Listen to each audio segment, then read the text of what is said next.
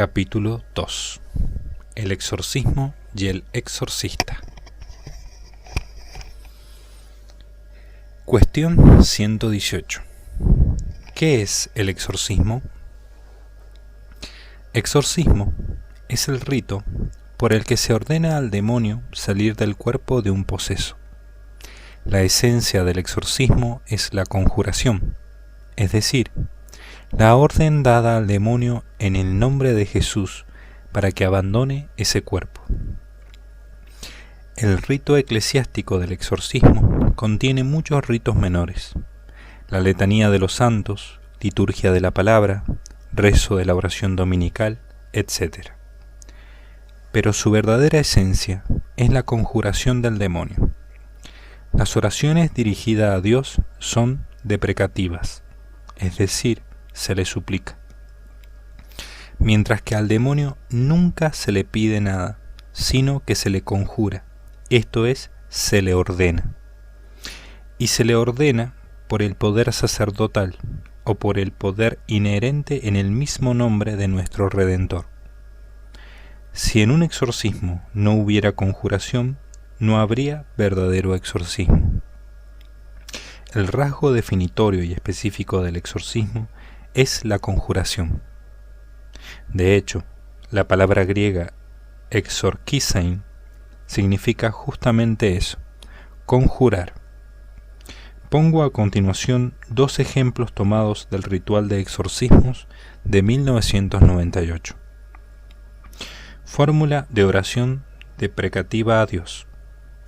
Dios, creador y defensor del género humano, vuelve tus ojos sobre este siervo tuyo, entre paréntesis nombre del poseso, al que formaste a tu imagen y al que llamas a tu amistad. El viejo adversario lo atormenta cruelmente, lo oprime con áspera fuerza, lo turba con fiero terror. Envía sobre él a tu Espíritu Santo, que lo fortalezca en las tristezas, que le enseñe a suplicar en la tribulación, y que lo custodie con su poderosa protección. Escucha, Padre Santo, el gemido de la Iglesia que te suplica. No permitas que tu Hijo sea poseído por el padre de la mentira. No permitas que tu siervo, al que tu Hijo redimió con su sangre, sea retenido en la cautividad del diablo. No permitas que el templo del Espíritu Santo sea habitado por un espíritu inmundo. Escucha, Dios misericordioso, las súplicas de la dichosa Virgen María, el Hijo de la cual, muriendo en la cruz, quebrantó la cabeza de la serpiente antigua y confió a todos los hombres como hijos a ella, como madre.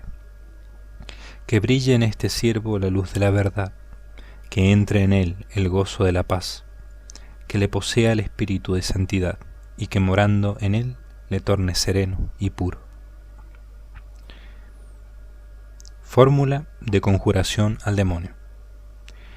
Te conjuro, Satán, enemigo de la salvación humana, a que reconozcas la justicia y bondad de Dios Padre, el cual con justo juicio condenó tu soberbia y envidia. Apártate de este siervo, y aquí nombre del poseso entre paréntesis, al que el Señor hizo a su imagen, al que embelleció con sus dones y al que adoptó como hijo de misericordia.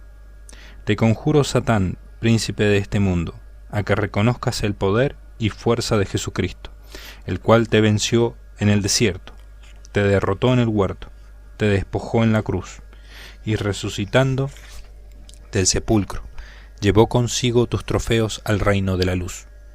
Retrocede de esta criatura, aquí entre paréntesis nombre del poseso, a la que naciendo la hizo hermano suyo, y muriendo la adquirió con su sangre.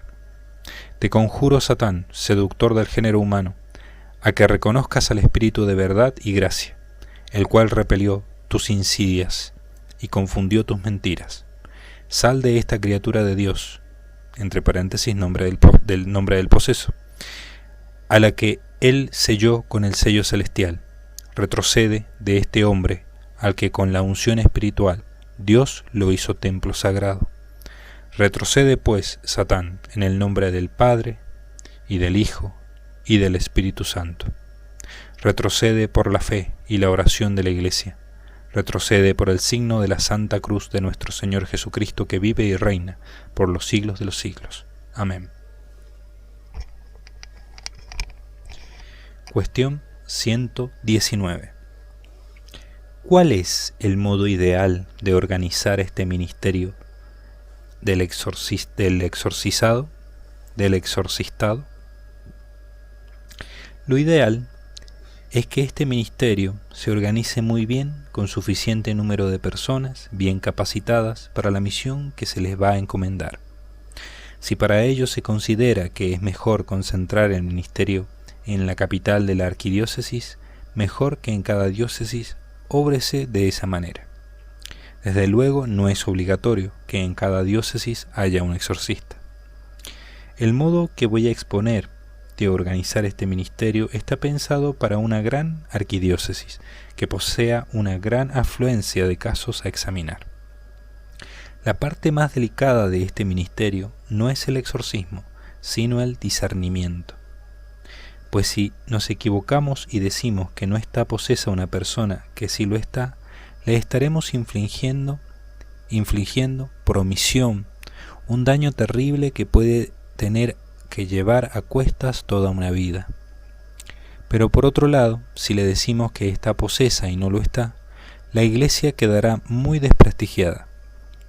Un solo resbalón en este sentido puede tener pésimas consecuencias, pues la prensa solo se fijará en el error y no en los éxitos. Por eso conviene concentrar experiencia en pocas personas y no ir comenzando cada vez con cada caso. Y si los especialistas en discernir deben estar solo en arquidiócesis, no pasaría nada dadas las facilidades de comunicación que hay hoy día. Una vez que se comprobara que el caso es verdadero, el especialista podría dar las indicaciones oportunas para que en la diócesis donde reside el poseso un sacerdote autorizado proceda al exorcismo.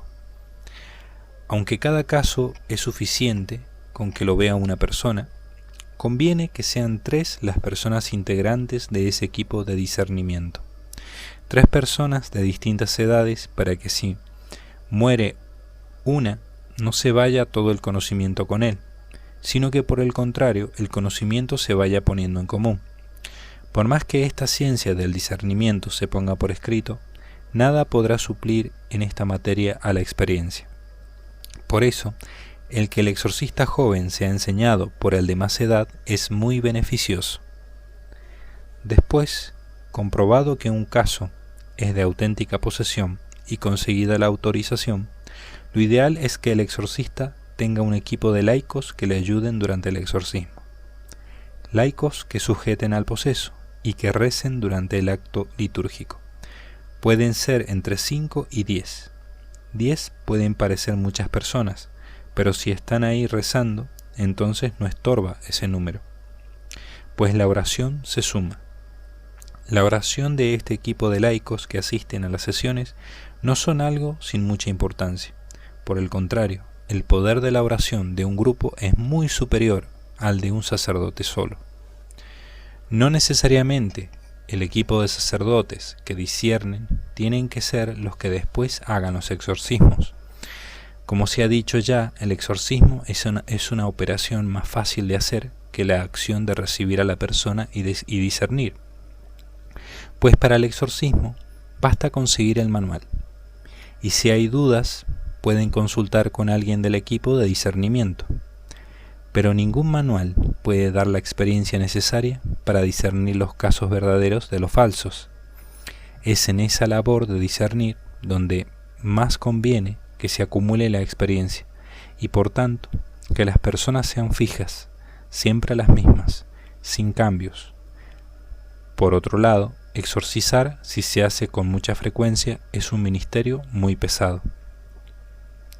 Y aunque parezca paradójico, es una función de una gran monotonía y que suele cansar mucho por ser siempre lo mismo. Por eso, discernir es una labor y exorcizar otra.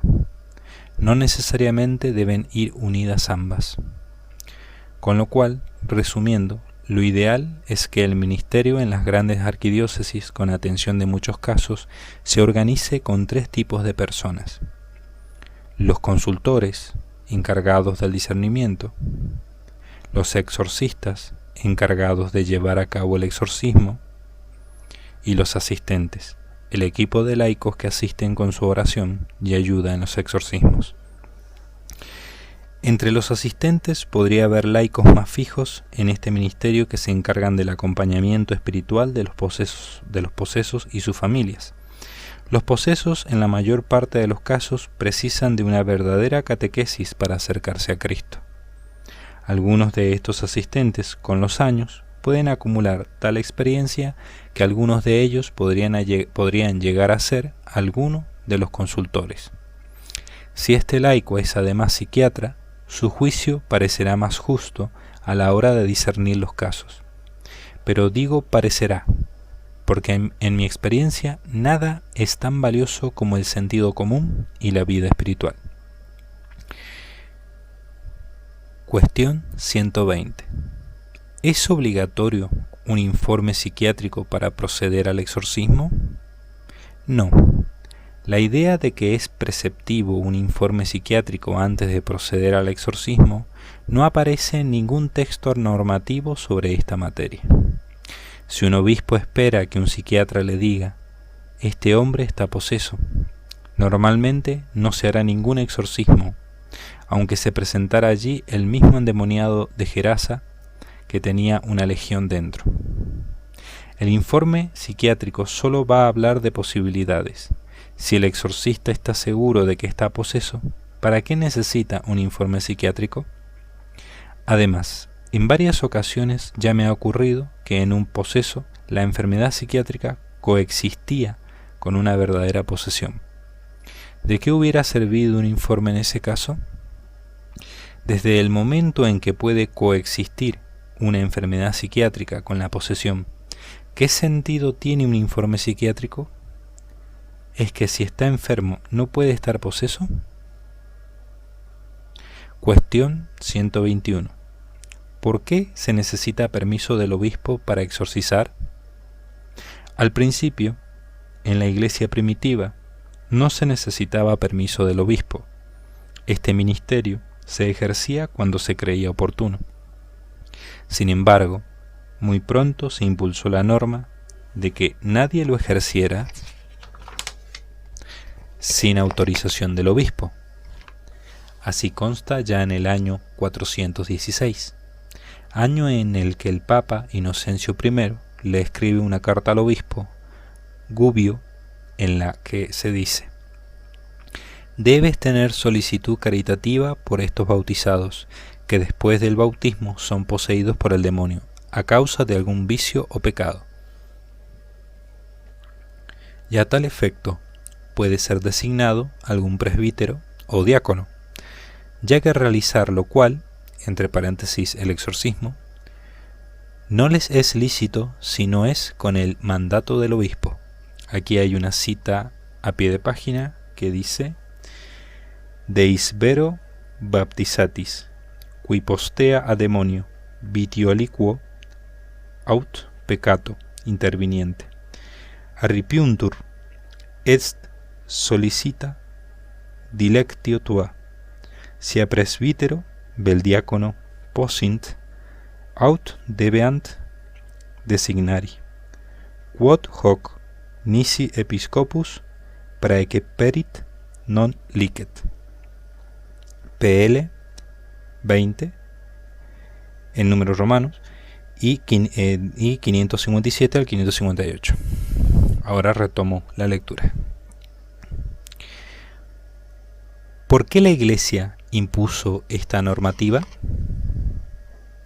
La Iglesia se dio cuenta de que este campo requería de una especial prudencia. Prudencia para evitar que iluminados y visionarios obraran por su cuenta. Además, era un campo lo suficientemente delicado como para que una actuación imprudente de un clérigo hiciera un daño especial a los supuestos posesos y al prestigio de la Iglesia en general. Por eso se optó por establecer una especial vigilancia a este ministerio. Vigilancia que se concretó en la restricción que aparece ya en el siglo V, en la carta antedicha. Es interesante añadir que en Oriente este ministerio se ejerció como una actividad carismática que no requería de autorización expresa del obispo. Cuestión 122. ¿Qué era la orden menor del exorcistado? La orden menor del exorcistado era una bendición que la Iglesia daba a través de un rito litúrgico, en el que se pedía expresamente a Dios su gracia para ejercer este ministerio.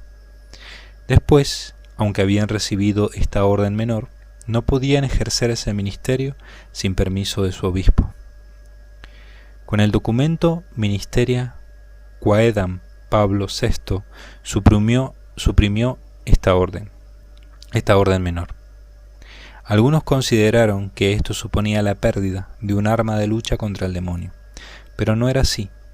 La misma orden menor fue totalmente desconocida en los primeros tiempos de la Iglesia. Tal orden menor no era un sacramento, sino un sacramental creado por la Iglesia. El poder exorcístico está incluido en el poder del sacramento del orden. El sacramental de aquella orden menor era una mera bendición en la que se le pedía a Dios su gracia para ejercer bien ese ministerio. Solo era eso. Por lo tanto, aunque se haya suprimido esa orden menor, el poder exorcístico no queda reducido en nada, ni en lo más mínimo. La potestad de orden y la fe y oración del presbítero serán las fuentes de su poder sobre los demonios. Cuestión 123. ¿Qué hacer en caso de absoluta ausencia de exorcista? Alguna que otra vez me han preguntado qué se debía hacer si había una absoluta ausencia de un sacerdote por encontrarse, por ejemplo, en territorio de misión. Al principio trataba de capear la pregunta con respuestas del tipo: hay que conseguir llegar hasta un sacerdote. Pero los años han presentado ante mí situaciones que me han dado a entender que efectivamente hay situaciones en las que no hay posibilidad alguna de hacer llegar al poseso hasta un sacerdote, y situaciones en que si el sacerdote llega va a tener trabajo acumulado de años como para dedicar horas y horas a un exorcismo. Para esos casos completamente excepcionales, en los que se dé una absoluta imposibilidad de poder obtener una ayuda ordinaria de la Iglesia, los cristianos que haya allí deben reunirse y rezar la siguiente oración, el siguiente exorcismus missionalis. Señor, Dios Todopoderoso, misericordioso y omnipotente, Padre, Hijo y Espíritu Santo, expulsa de él toda influencia de los espíritus malignos. Padre, en el nombre de Cristo, te pido que rompas toda cadena que los demonios tengan sobre esta persona. Derrama sobre él la preciosísima sangre de tu Hijo, que su sangre inmaculada y redentora quebrante toda atadura que exista sobre su cuerpo y su mente. Todo esto te lo pedimos por intercesión de la Santísima Virgen María. San Miguel Arcángel, intercede, ven en su ayuda.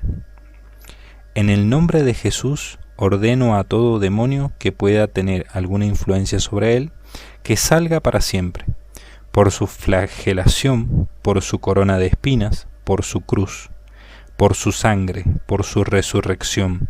Ordeno a todo espíritu maligno que salga. Por el Dios verdadero, por el Dios santo, por el Dios que todo lo puede, te ordeno, demonio inmundo, que salgas en el nombre de Jesús, mi Salvador y Señor. Amén. Esta oración debe ser repetida cada día, durante un tiempo que puede variar de unos minutos a un cuarto de hora, o media hora, o incluso más tiempo. Las oraciones a Dios pídanse con humildad. El mandato al demonio hágase con el tono de una orden. Gritar no tiene más efecto. Si el demonio no se agita al repetirla, récese el rosario allí en grupo en voz alta. Acabado el rosario, vuélvase a repetir la oración durante un rato. Si vuelve a no dar signos de agitación, vuélvase a rezar otro rosario.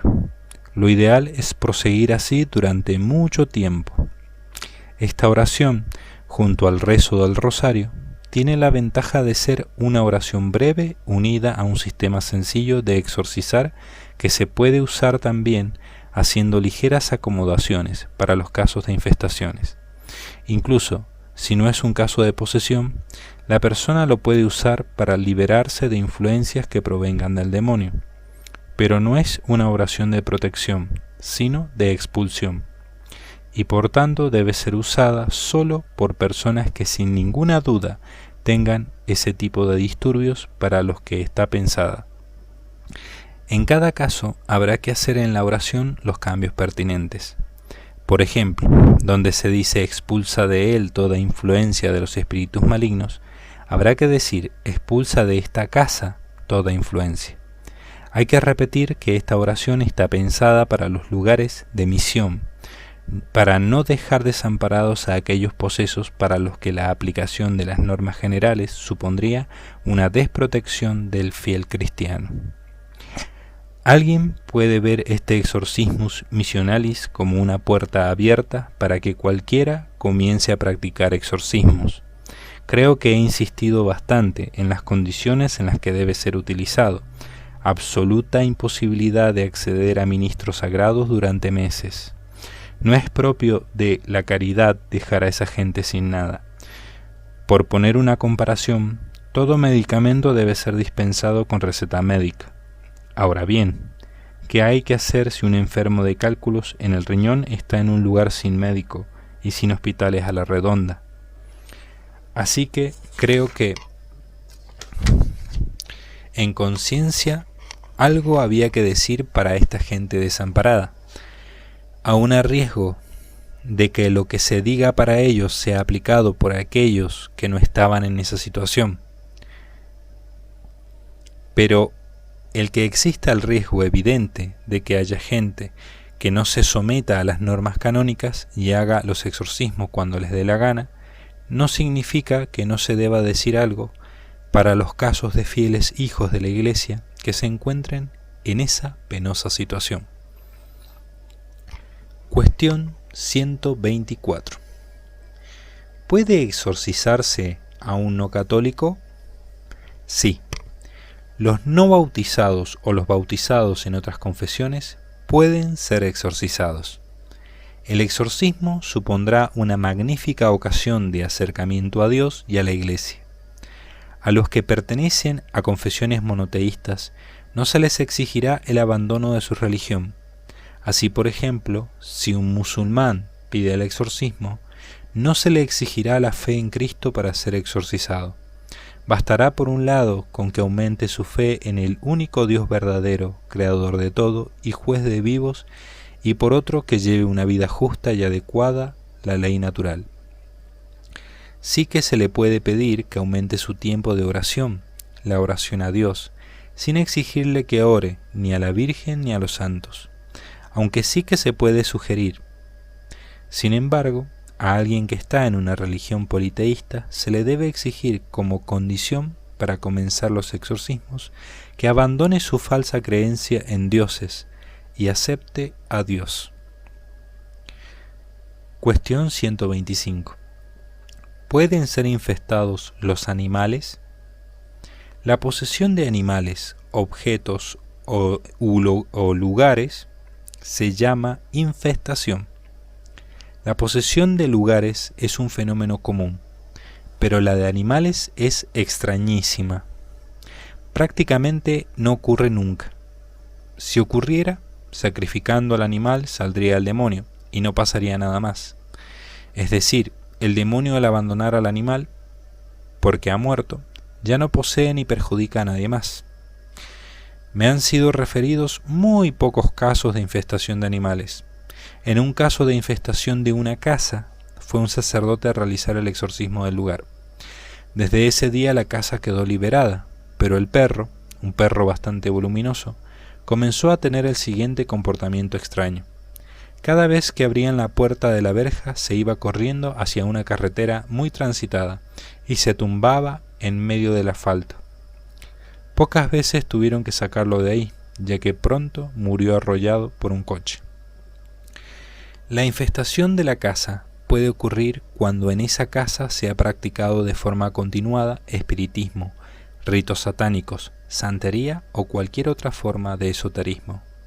La infestación de un objeto, según el sentir de la mayoría de los exorcistas, solo ocurre si ese objeto se ha usado en un rito de maleficio o hechizo. Que un determinado objeto está infestado lo sabríamos porque ese objeto provoca fenómenos demoníacos allí donde está. Normalmente lo que provoca es una influencia externa, es decir, allí donde está ese objeto se mueven cosas, hay ruidos inexplicables, olores desagradables, etc. Lo que hay que hacer es quemarlo. De todas maneras, aunque he explicado aquí el sentir casi unánime de los exorcistas, tengo serias dudas de que un objeto pueda sufrir una infestación. Considero que es dificilísimo probar la relación entre un objeto y una influencia externa. Los demonios poseen cuerpos o están en lugares, pero no veo tan claro que se liguen a objetos. No veo ningún problema teológico en ello, pero sí que veo difícil probar que existe esa relación. Hoy por hoy soy escéptico y no creo que exista ningún objeto que tenga influencias maléficas, ni que las cree alrededor. Los demonios, en los exorcismos, siempre están hablando de que poseyeron a esa persona gracias al concurso de tal o cual objeto sobre el que se había hecho un maleficio, pero veo muy difícil que se pueda probar esa relación.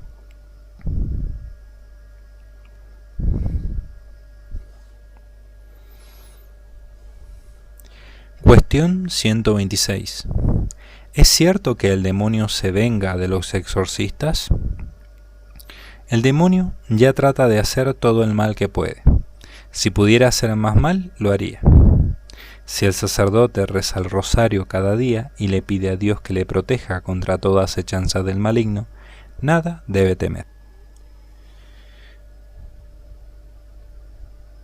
El poder de Dios es infinito. El del demonio, no. De todas maneras, San Pablo nos dice: vestíos la armadura de Dios, para que podáis resistir las estratagemas del diablo. Y San Juan dice: sabemos que todo el que ha nacido de Dios no peca, sino que el que nació de Dios, el unigénito, lo guarda, y el malo no puede tocarle. Primera de Juan, capítulo 5, versículos 18 al 20. Y Jesús nos dijo: mirad, os he dado poder de pisar sobre serpientes y escorpiones, y autoridad contra toda fuerza del enemigo, y nada podrá dañaros. Lucas capítulo 10, versículos 17 al 19. Las palabras de Jesús son taxativas: nada podrá dañaros. Para un cristiano, temer al demonio está completamente injustificado. La fe en Dios rechaza todo temor. Santa Teresa de Lisieux, antes de entrar en el Carmelo, siendo niña, tuvo una vez un delicioso sueño. Una noche soñé que salía a dar un paseo sola por el jardín. Al llegar a la escalera, había que subir para llegar a él. Me paré sobrecogida de espanto. Delante de mí, cerca del emparrado, había un barril de cal, y sobre aquel barril bailaban con agilidad sorprendente, a pesar de las planchas que arrastraban sus pies, dos horribles diablillos. De repente, fijaron en mí sus encendidos ojos, y luego, en aquel mismo instante, mostrándose mucho más espantados que yo, saltaron del barril y fueron a esconderse en la ropería, que estaba enfrente. Viéndoles tan poco valientes, quise saber lo que iban a hacer, y me acerqué a la ventana. Los pobres diablillos estaban allí, corriendo sobre las mesas, sin saber qué hacer para huir de mi vista. A veces se acercaban a la ventana, mirando con recelo para ver si yo seguía allí, y al verme empezaban a correr de nuevo como desesperados. Este sueño nada tiene ciertamente de extraordinario. Creo, sin embargo, que Dios ha permitido que lo recuerde siempre para demostrarme que un alma en estado de gracia nada tiene que temer de los demonios, que son cobardes, capaces de huir ante la mirada de un niño. Santa Teresa de Lisieux, Historia de un alma, capítulo 1. Capítulo 1. Y Santa Teresa de Jesús escribió en el libro de su vida: pues si este Señor, Dios, es poderoso, como veo que lo es, y sé que son sus esclavos los demonios, y de esto no hay que dudar, pues es fe, siendo yo sierva de este Señor y Rey, ¿qué mal me pueden hacer ellos a mí? ¿Por qué no he yo de tener fortaleza para combatirme con todo el infierno? Tomaba una cruz en la mano y parecía verdaderamente darme Dios ánimo, que yo me vi otra en un breve tiempo, que no temiera tomarme con ellos a brazos, que me parecía fácilmente con aquella cruz los venciera a todos, y ansí dije: ahora venid todos, que siendo sierva del Señor,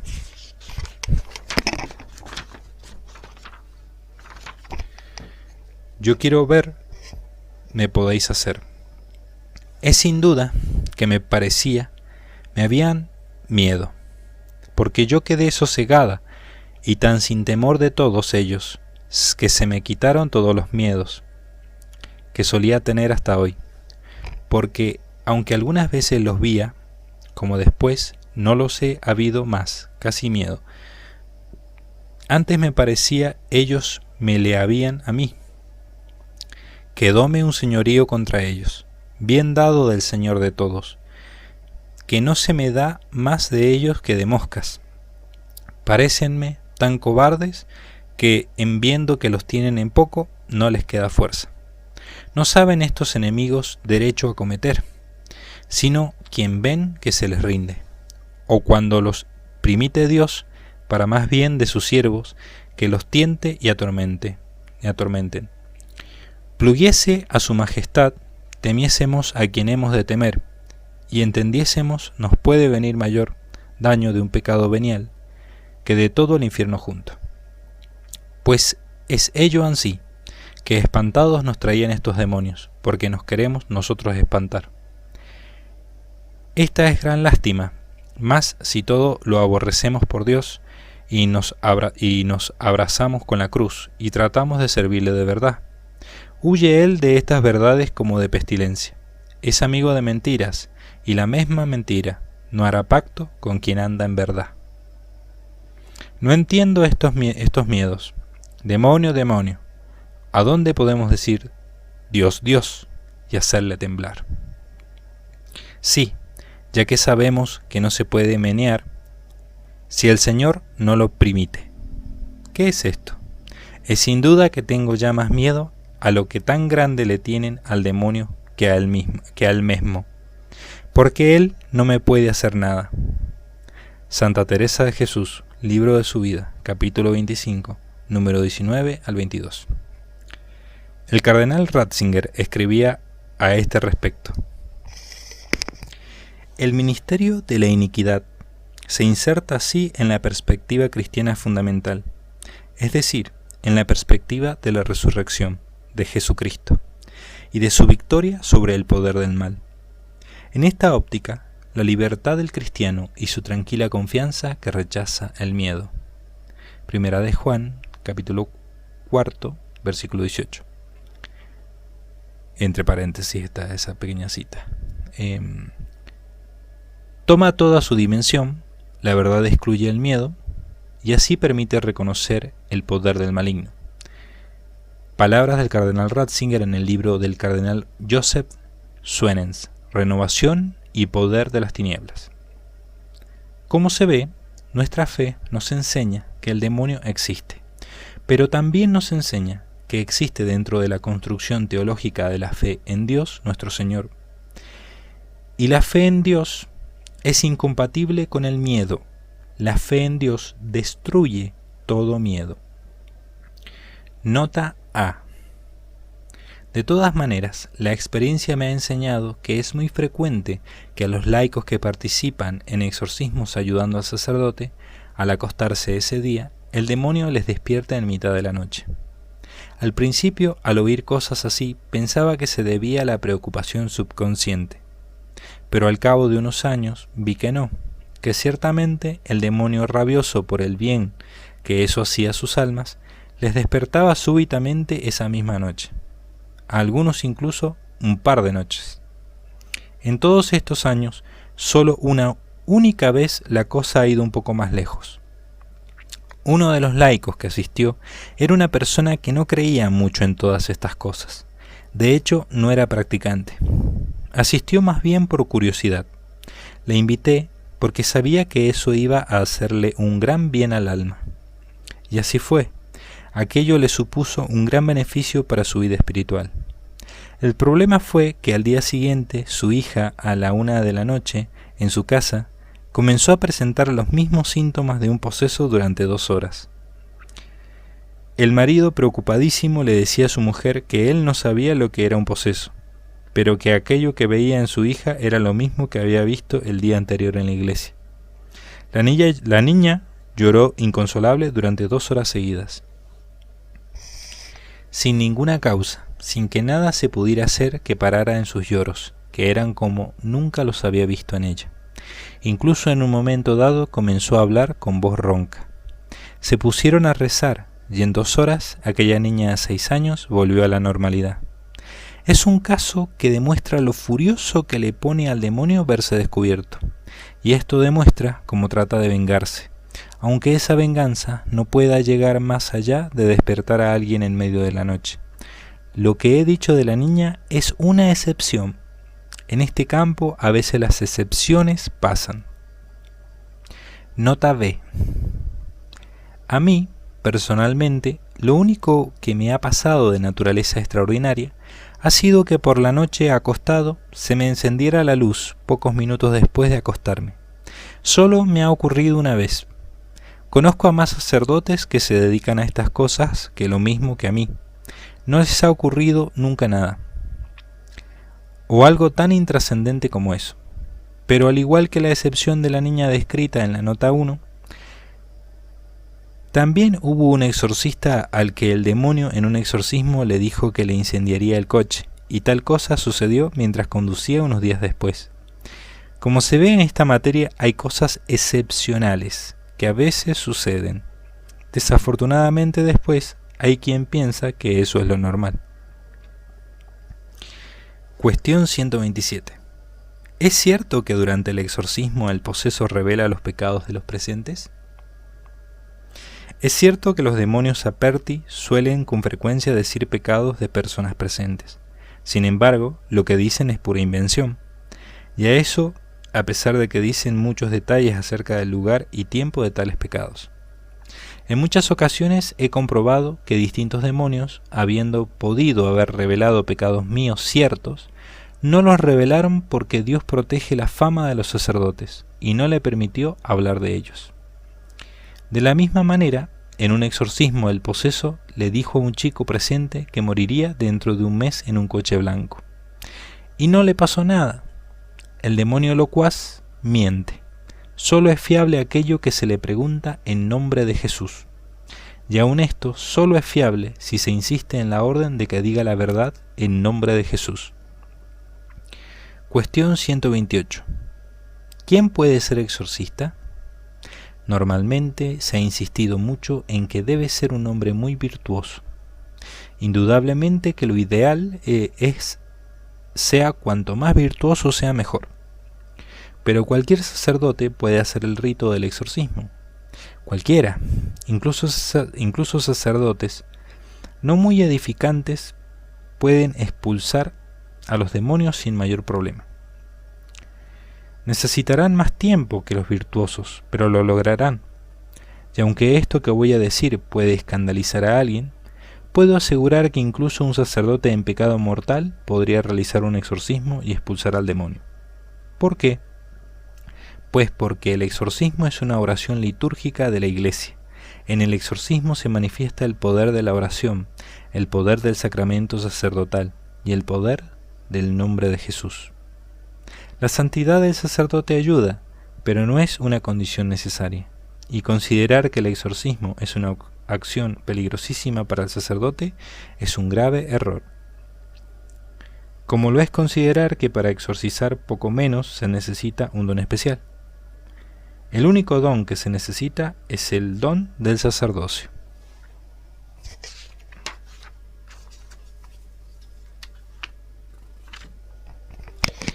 Si la santidad no es imprescindible para ejercer este ministerio, lo que sí que es necesario es que el exorcista sea una persona de sentido común. El sentido común es lo único que no puede ser suplido por la Iglesia. Insisto, una de las pocas cosas que la Iglesia no suple es el sentido común. Este sentido o se tiene o no se tiene. Los iluminados y visionarios deben ser apartados de este ministerio. Curiosamente, este tipo de personas sentirán una entusiástica inclinación a ejercerlo, signo evidente de que se les debe apartar de él. En esto sucede como en el episcopado. El que manifiesta un interés entusiástico e irreprimible por ser obispo, posee todos los signos de no estar llamado a ejercer tal función. Pero además de sentido común, si va a ejercer este ministerio de forma usual, debe ser una persona que esté dispuesta a dedicar tiempo, interés y cariño en el desempeño de esta función, ya que si tiene mucha ciencia y virtud, pero va con prisas o sin mucho interés a la hora de atender a la gente que dice estar posesa, entonces mal cumplirá esta función.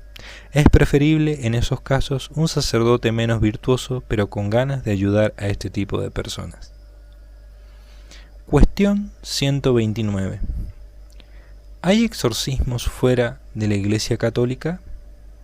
Sí, hay verdaderos y efectivos exorcismos en las distintas confesiones cristianas. Por un lado, las ramas ortodoxas mantienen la apostolicidad, con lo cual sus sacerdotes tienen un verdadero poder.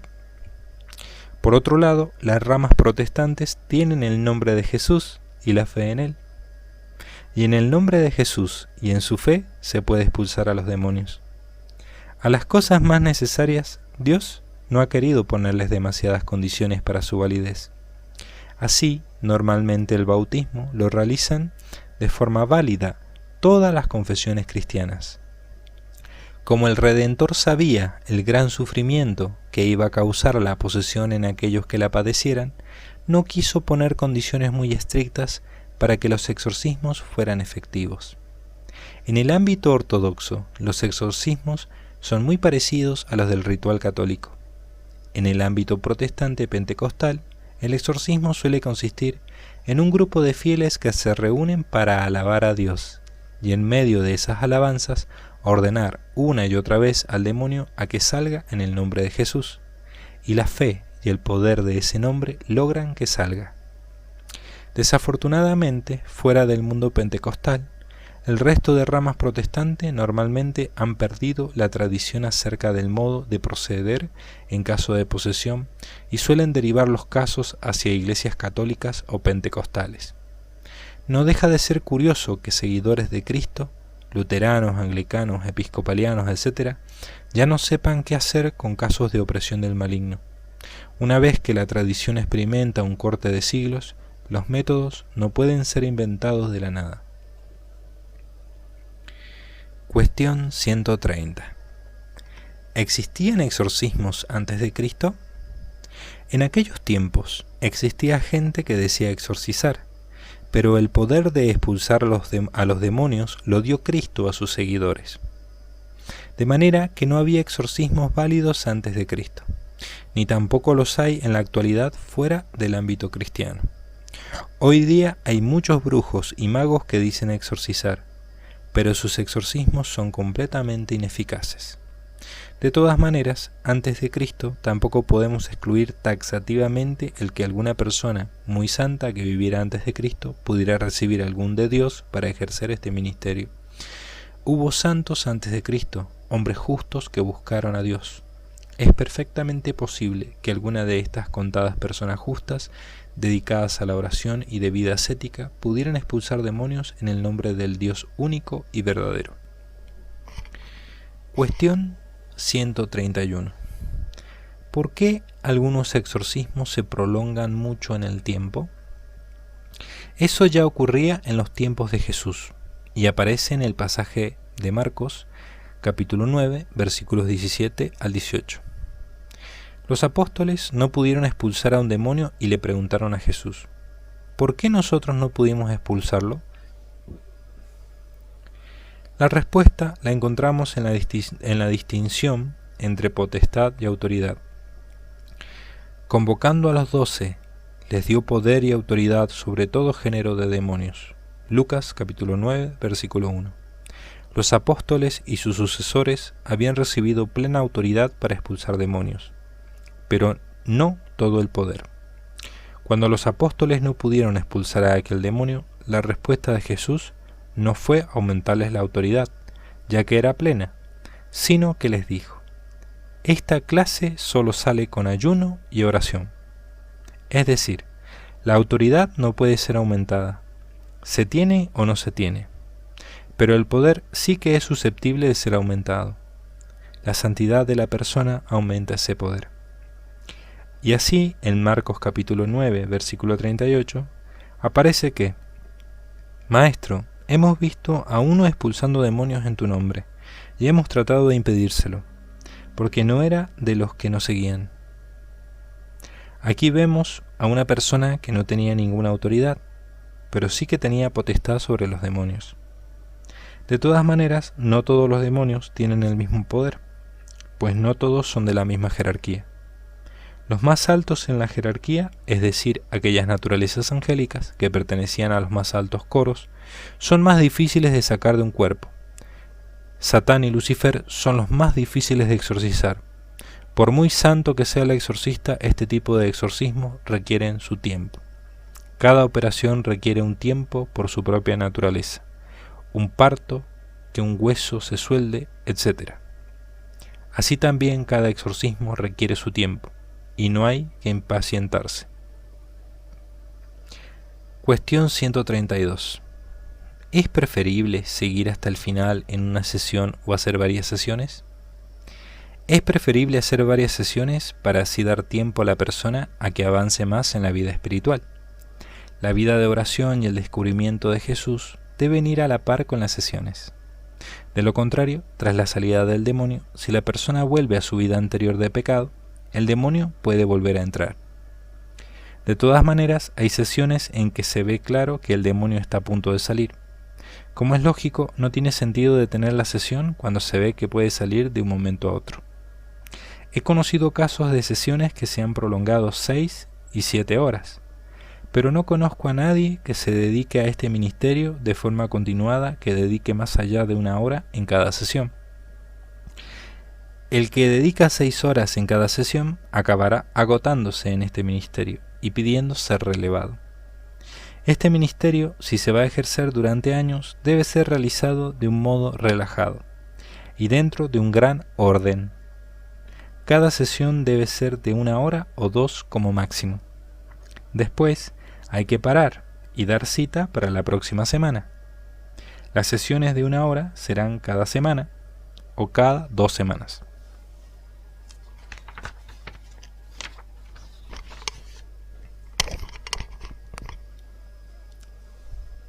El exorcista no debe agotarse.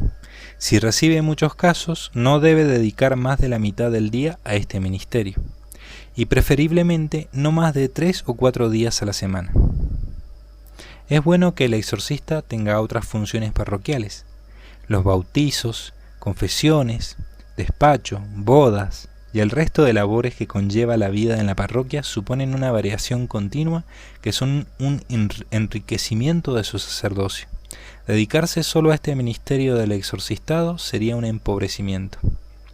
Si son muchos los casos, debe formar a otros, pero no tratar de llevarlo todo sobre sus hombros. En esto cabe al exorcista le entre una cierta soberbia con los años, considerándose a sí mismo una especie de hombre providencial, de forma que no acabe de encontrar a nadie idóneo para formarle y que le ayude en este ministerio. El exorcista deberá siempre estar en guardia contra las acechanzas del demonio, que le tentará de soberbia. Quizá la soberbia sea el mayor peligro del exorcista. Cuestión 133. Consejos prácticos para el exorcismo. 1. El sacerdote ha de comenzar con el ritual y una vez que llega al final de este, debe continuar con aquello que vea que más atormenta al demonio. 2. El sacerdote puede retirarse a hacer otras ocupaciones, mientras el grupo de laicos reza el rosario en voz alta por la liberación de la persona. Así el sacerdote puede descansar rezando el breviario, dándose un pequeño paseo, etc. 3. El ritual de exorcismos puede ser interrumpido en cualquier momento en medio de su transcurso para insistir en aquello que se vea que tiene más efecto. 4. Al demonio solo se debe dirigir el exorcista. Al demonio solo se debe dirigir el exorcista. Aunque el demonio se dirija a alguien, el laico no debe ni contestarle, ni preguntarle, ni increparle. No porque haya ningún peligro en tal cosa, sino porque permitir este tipo de intervenciones significaría que el rito caería en el desorden. 5. El rosario tiene un poder excepcional para debilitar al demonio. El demonio no puede obedecer en nada al exorcista, pero tras el rezo de un rosario besará el crucifijo, mirará una imagen de la Virgen o hará cualquier otra cosa que le mande el exorcista. Y si no obedece tras un rosario, lo hará tras el segundo, o si no, tras el tercero. Cuando el demonio comienza a obedecer, es que ya está muy debilitado por el poder de la oración. Y una vez que se debilita, su salida está ya más cerca. 6. Cuando comienza a decir cosas tales como asesinos, me estáis matando, no puedo más, es que su salida es ya inminente. 7. Es muy útil preguntarle, en el nombre de Jesús, ¿qué es lo que te va a hacer salir? Si uno le pregunta qué es lo que le atormenta o lo que más le atormenta, a veces dice una cosa, pero ante la pregunta de qué es lo que te va a hacer salir, a veces la respuesta es otra. Aunque como es lógico, se resiste mucho más a responder aquello que es más importante. 8. Cuando el demonio debilitado se cierra en banda a responder qué es en concreto lo que le va a hacer salir, entonces uno puede invitar a los presentes a rezar juntos un Ave María para que responda. Rezar con fe y concentración es esencial. 9. A veces, se haga lo que se haga, los demonios no responden y llegan a salir antes que responder. 10. Conviene recorrer en círculo y asperger con agua bendita el lugar donde se va a exorcizar para pedir a Dios. Asperger con agua bendita el lugar donde se va a exorcizar para pedir a Dios Padre que derrame la santa sangre de su Hijo sobre ese lugar para que evite el que los demonios de fuera puedan comunicarse con los de dentro o ayudarles. Ya que durante el exorcismo a veces los demonios llaman a otros demonios para que les ayuden. Es muy útil dar 11. Es muy útil dar a beber agua bendita al demonio durante el exorcismo, pero debe hacerse cuando obedezca. De lo contrario, si se le introduce a la fuerza, la escupirá y no servirá de nada. 12. Es de suma utilidad dar de comulgar al poseso durante el exorcismo. Por supuesto, debe estar en gracia de Dios el poseso. No debe dársele la comunión a la fuerza, sino cuando obedece. Entonces el mismo poseso a la orden del sacerdote abrirá la boca y no profanará la Eucaristía. El consejo número 2, en que se decía que el exorcista puede retirarse a hacer otras ocupaciones en mitad de la sesión, mientras el grupo de laicos reza el rosario, es muy importante.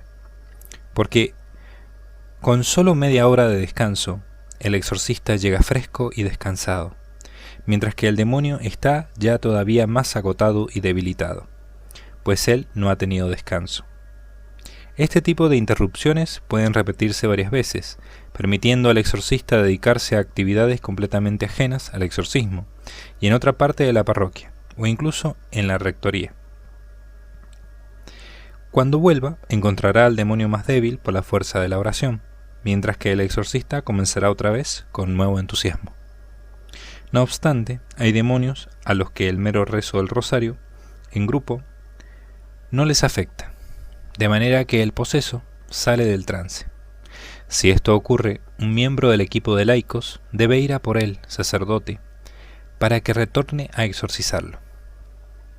Pues si el poseso sale del trance, no pasa nada, no sucede nada malo, pero eso significa que el rezo del rosario no mortifica al demonio y que el exorcismo queda interrumpido en tanto en cuanto no vuelva el sacerdote y reemprenda sus oraciones. Hay algunos sacerdotes que se dedican al ministerio del exorcismo que poseen la gracia carismática del don de lenguas, un don concedido por el Espíritu Santo. Claro que se trata de un don que no se puede aprender, lo concede Dios. Si el sacerdote tiene este don de lenguas muy desarrollado, siempre será más útil el uso de este don que el ritual de exorcismo. Pero insisto en que ha de tener este don carismático muy desarrollado.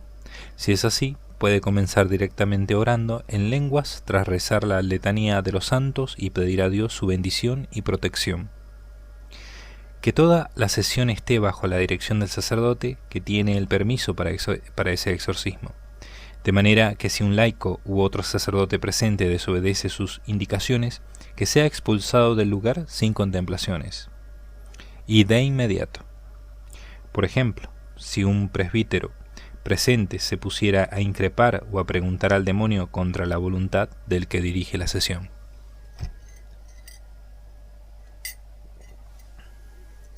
Cuestión 134. ¿Cómo se sabe cuándo ha salido el último demonio? Dado que en un poseso puede haber varios demonios, surge la cuestión de saber cuándo ha salido el último. Pues cada vez que sale un demonio, la persona queda en paz, recobra la conciencia y abre los ojos. Incluso siente alegría espiritual.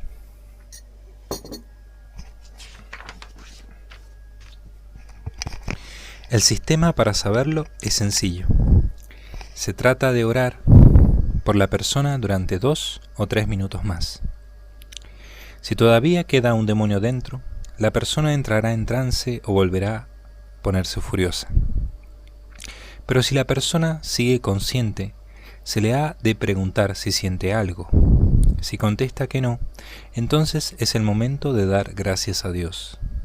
Aconsejo que todos se pongan de rodillas hacia el sagrario y agradezcan al Señor la liberación del demonio y a todos los santos y ángeles su ayuda. Si el sacerdote no supiera nada de todo esto, y al salir un demonio y volver a la conciencia del poseso, pensará que ya había acabado todo cuando no es así. Tampoco sucedería nada, pues la persona le llamará diciendo que todavía tiene algunos de los síntomas que le llevaron a pedir el exorcismo.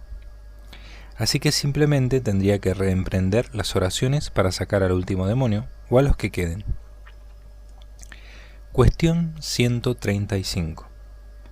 ¿Puede volver a quedar poseso el que ha sido exorcizado? Esta pregunta la hacen con bastante desesperación los posesos y sus familiares durante el proceso de liberación. Hay que contestarles tajantemente que no volverán a quedar posesos. Si la persona vive en gracia de Dios, reza, se confiesa, va a misa, no tiene nada que temer, pues estará acorazado y el mal no podrá penetrar. Si la persona liberada, por el contrario, vuelve a su anterior vida de pecado, podría quedar posesa de nuevo, y si queda posesa, quedará posesa por más y peores demonios. Pero hay que dejarles muy tranquilos, diciéndoles que si la persona lleva una vida cristiana, aunque el demonio quiera entrar, no podrá. Es más, hay que tranquilizarles diciéndoles que el demonio no entrará de nuevo ni siquiera aunque cometan un pecado mortal o más. Solo podrá entrar si vuelven a un estado de pecado. es decir, si retornan a una situación estable de alejamiento de Dios. Como ejemplo de que un demonio no puede retornar al cuerpo de un liberado, recuerdo el caso de una señora que quedó liberada de todos sus demonios. Me llamó pocos días después diciéndome que se sentía mal, que volvía a sentir una opresión en el pecho y algunos de los síntomas que le habían llevado a pedir el exorcismo. Me extrañó muchísimo, porque estaba seguro de que todos los demonios habían salido, y la señora me aseguraba que desde que fue liberada había rezado mucho, leído la Biblia y otras cosas. Le impuse las manos y oré sobre ella. No entró en trance, pero comenzó a sentir más y más fuerte esa opresión sobre el pecho. Después fue cediendo y cediendo. Conforme avanzaba la oración, que no duró más allá de 5 minutos, esa opresión fue debilitándose hasta desaparecer por completo. Ya nunca más volvió a tener problemas. ¿Qué había sucedido en este caso? Pues era un caso de influencia. El demonio había salido, pero trataba de volver a entrar. No pudo poseerla, porque ella llevaba la armadura de la vida espiritual. Pero el demonio no la pudo poseer, pues por más que oré, no entró en trance. La oración del sacerdote rompió esa mera influencia que ejercía el demonio sobre ese cuerpo, y alejó para siempre a ese espíritu que ya no volvió nunca más a molestarla. Este es el caso en que he visto más claro el esfuerzo de un demonio por querer retornar a un cuerpo, y no poder. La vida espiritual, aunque no la veamos, supone una verdadera y auténtica coraza que nos protege. Cuestión 136. ¿Qué sucede si en un exorcismo los demonios no salen? Si los meses pasan y ni un solo demonio sale, eso puede deberse a que la persona posesa no está cumpliendo los consejos del exorcista. El exorcista le debe haber aconsejado antes de empezar la primera sesión que vaya a misa, que ore, que se confiese, que cumpla los 10 mandamientos. Hay gente que viene al exorcista como el que va al médico. Piensan que esto es como tomar una medicina y que uno puede seguir con la vida que llevaba antes. Pero si uno quiere ser exorcizado, debe cambiar de vida y cumplir todo lo que Jesús nos enseña. De lo contrario, el demonio que sale volvería a entrar. Y en algunos casos ni llega a salir, porque tiene donde agarrarse. Si la persona no está dispuesta a abandonar el pecado, el sacerdote debe interrumpir las sesiones de exorcismo hasta que el poseso decida obedecer sus indicaciones. Por ejemplo, si alguien está conviviendo en una unión ilícita, la persona debe tomarse un tiempo para entender las razones por las que debe poner en orden su vida. Pero si los exorcismos comienzan antes de que tome la decisión que debe tomar, los exorcismos serán ineficaces. Aquí no vale la buena intención. La ley de Dios es objetiva. Si el demonio tiene donde agarrarse, no sale. En estos casos de oculta desobediencia del poseso a las indicaciones del exorcista, suele estar la causa de los casos de exorcismo que se prolongan más allá de lo lógico. Pero si el exorcista ve que la persona es sincera y que no parece que haya ninguna causa oculta, no habrá otra solución que insistir o probar con otro sacerdote a ver si él tiene más éxito. Un exorcista, en sus primeros casos, puede hacer cosas que son ineficaces para con un demonio determinado. Por eso, probar con otro exorcista más experimentado puede ser útil. Cuestión 137. ¿Qué es lo que hace que un demonio salga de un cuerpo en un exorcismo? 3 cosas son las que pueden hacer que un demonio salga de un cuerpo. 1. El mismo demonio que decide salir. 2. El poder sacerdotal que le obliga. 3. Un ángel enviado por Dios. En los casos de demonios más débiles, son ellos mismos los que salen. Las cosas sagradas y la oración les torturan, y llega un momento en que deciden salir para no seguir sufriendo.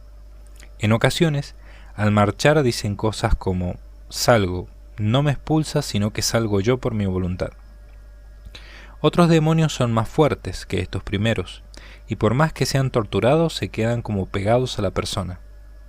Sufren, pero no se sueltan del cuerpo del poseso. El exorcismo de estos demonios se prolonga más, pero finalmente la orden del poder sacerdotal hace que salgan. Con el exorcismo se han ido debilitando y acaban siendo expulsados, arrastrados por ese poder de la oración. Otros demonios, los de mayor rango, asimismo sufren terriblemente en el exorcismo, pero tiene que venir un ángel y echarlos de ese cuerpo. Son tan poderosos por su naturaleza angélica que es la oración deprecativa a Dios la que, cuando alcanza la medida que Dios tiene prevista, envía a su ángel. Y es entonces cuando al final del exorcismo, repentinamente, se produce como una lucha invisible. El poseso mira a un lugar concreto y trata como de arañar y golpear. Es entonces cuando se producen las peores agitaciones y gritos. Aunque el sacerdote calle, el ángel está ya allí y la liberación se produce por obra de esa lucha invisible. Cuestión 138. ¿Qué es más importante, la confesión o el exorcismo? Los seres humanos somos niños y nos encandilamos con lo que es más espectacular a nuestros ojos. La confesión es menos espectacular. Su obra es más discreta, más silenciosa. Sin embargo, la confesión es un don divino mucho más grande que el del exorcismo. El exorcismo solo saca al demonio del cuerpo. La confesión saca el mal de nuestro espíritu. La confesión destruye nuestras ataduras con la iniquidad, y no solo eso, nos concede gracia santificante. La confesión no solo perdona, sino que repara nuestra alma y la llena de luz. Cuestión 139. Glosario. El glosario que aparece a continuación es un intento de poner orden en todo el conjunto de términos y expresiones que han ido apareciendo en la literatura exorcística. La necesidad de un glosario que unifique y racionalice es evidente, pues cada autor usa los términos dándoles el significado que cree conveniente, y así, muchas veces, el campo que delimita un término no se sabe muy bien ni dónde empieza ni dónde acaba. Hasta la misma palabra exorcismo tiene un significado distinto en algunas páginas de unos autores respecto a otros. Si eso ocurre con una palabra tan clara, el desconcierto es mayor en otros términos más complejos. Así que el glosario que aparece a continuación supone un intento de racionalizar y unificar este léxico, evitando polisemias que den lugares a equívocos. Palabras como obsesión, obsesos por el demonio, exorcismo mayor y menor, público y privado, por poner solo algunos ejemplos. Hay que tratar de evitarlas para no dar lugar a equívocos. En lugar de estos términos tan polisémicos se ofrece el siguiente glosario. Posesión. Es el fenómeno por el que un espíritu maligno reside en una persona y en determinados momentos puede hablar y moverse a través de ella sin que ésta pueda evitarlo. Influencia.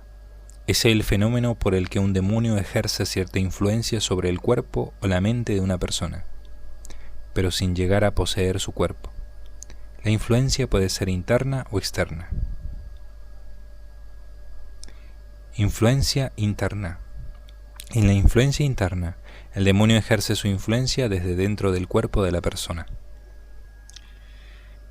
Y así, ésta puede sentir intensas y persistentes tentaciones que se prolongan durante semanas o meses. O también puede sufrir problemas en su salud, cuyo origen está en ese demonio. Influencia externa. En la influencia externa, el demonio ejerce su influencia desde fuera del cuerpo. La persona puede ver sombras, sufrir terribles pesadillas y sobre todo tentaciones, pero todo está fuera de ella, pues dentro no tiene ningún mal espíritu. En la influencia interna no puede haber testigos, pues todo sucede de un modo interno. En la influencia externa se pueden percibir ruidos, olores o movimientos de cosas, es decir, hechos que ocurren fuera de la persona, aunque la inmensa mayoría de las veces la influencia externa se reduce a tentar de un modo insistente. Infestación. Es el fenómeno por el cual los signos de una presencia demoníaca se manifiestan no en una persona, sino solo en un lugar, objeto o animal. Maleficio. Es aquella operación que se hace para dañar a otro con el concurso de los demonios. Hechizo. Es aquella operación que se hace para obtener algo bueno, pero con el concurso de los demonios. Exorcismo. Es el rito por el que se ordena al demonio salir del cuerpo de un poseso. Exorcismo ritual. Es el exorcismo que se hace siguiendo el ritual de exorcismos. Exorcismo no ritual. Es el exorcismo que se logra con oraciones privadas y no litúrgicas. Conjuro. Es la orden dada al demonio en el nombre de Jesús para que abandone ese cuerpo. Mandatum. Cuando alguien privadamente y de modo puntual ordena al demonio en el nombre de Jesús a que se aleje. Oración de liberación.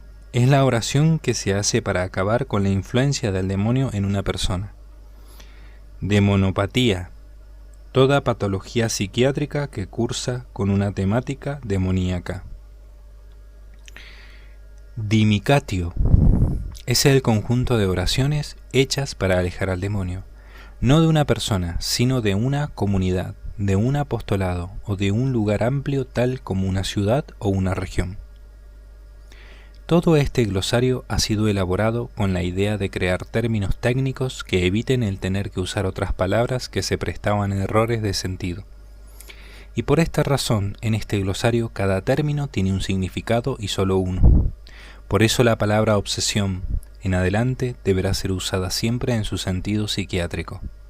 De lo contrario, nunca estamos seguros de cuando se usa en su significado de perturbación mental y cuando se usaba en el sentido latino de asedio. En la literatura de siglos pasados siempre se hablaba de una persona que sufría una obsesión diabólica. Lo que querían decir era que sufría un asedio demoníaco. El término no podía ser más propicio a confusiones. La expresión posesión local es preferible que sea designada como infestación, reservando la palabra posesión solo para la posesión personal. De lo contrario, cada vez que hablamos de posesión, siempre queda la duda si lo dicho vale también para la posesión de un lugar. Exorcismo mayor, exorcismo solemne, exorcismo público, son expresiones que conviene que sean sustituidas por exorcismo a secas. Y si se quiere resaltar el hecho de que se usó el ritual, diremos que fue un exorcismo ritual, pues de lo contrario, los términos son tan amplios y admiten tantas combinaciones que se puede dar realmente y sin faltar a la verdad un verdadero exorcismo menor público, o un exorcismo mayor privado, etcétera, etcétera. Lo que antes se designaba como exorcismo no solemne, menor o privado, se denominará ahora como mandatum. Oración de liberación o exorcismo no ritual, según lo que sea en cada caso. La palabra opresión suele usarse por muchos exorcistas para significar influencia. En esta obra se ha preferido usar el término influencia. Tal preferencia ha tenido como razón meras cuestiones de matiz, pero ambas son válidas.